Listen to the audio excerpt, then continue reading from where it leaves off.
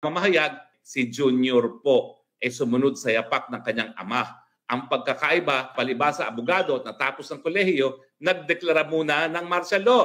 At si Junior, dahil hindi nga siya tapos ng kolehiyo, hanggang second year college lang, abay, hindi nagdedeklara ng martial law, pero pinatutupad ang martial law, pinagbabawal ang mga mapapayapang pagtipon-tipon, nakabahagi ng karapatan ng malayang pananalita, at pinasasara ang mga media na kritikal sa kanyang administrasyon. Ang buong kung diktador ang Marcos Sr., diktador din ang Marcos Jr. Dahil